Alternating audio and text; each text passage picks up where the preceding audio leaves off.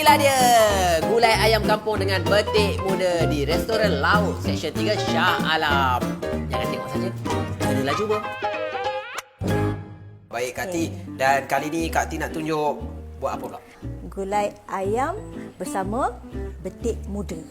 Betik muda. Oh, masih lagi menggunakan ayam kampung. Oh, mesti kita ini dia. kita punya ni lah ayam kampung. Tak ada kulit pun cantik elok. Bahan-bahan dia kita ada kat sini Kak. Bawang besar, Bawang lepas tu besar, 13. bawang Holland bawang Holland kita potong-potong, bawang putih, halia, kunyit hidup, lengkuas, kita cili padi, cili merah, betik muda, jenuh manjat ni nak ambil ni, tomato dan perisa lah. So yang bahan-bahan tadi yang kita dah blend tu, blend. So kita tumiskan. Tumiskan je. Okay. Bismillahirrahmanirrahim. Kita masukkan lengkuas ni. Dengan serai. Lengkuas. Kita letak serai. Serai. Kita Daun ada bay. daun bay. Kita ada daun limau purut. Kita ada daun salam. Macam tu tak nampak gulai pun. Nampak macam Tak tu. bau Bau daun-daun dia. Wangi ya. Ayam kampung. Ini ayam kampung lagi.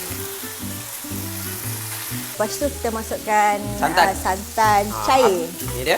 Okey. Santan kelapa asli. Kelapa. Jaga. Nampak? Itu dia. Dah warna dia dah naik cantik dah nampak gulai ya. Nampak dia punya seri dia kan. Tadi nampak macam sambal je. Itu kuah dia kan.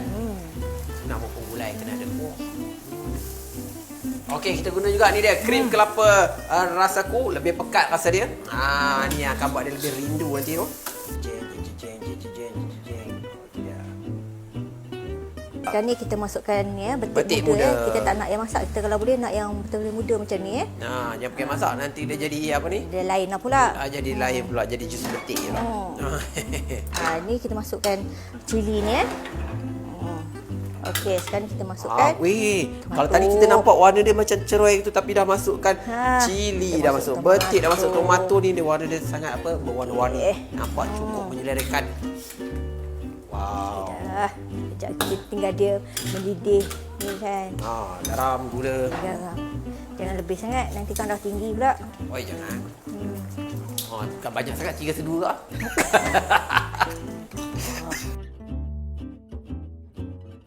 Inilah dia gulai ayam kampung dengan betik muda di restoran Laut Seksyen 3 Shah Alam. Gulai dia punya aroma, rasa dia cukup memikat selera. Jangan nak tengok saja, kenalah cuba. Selamat mencuba.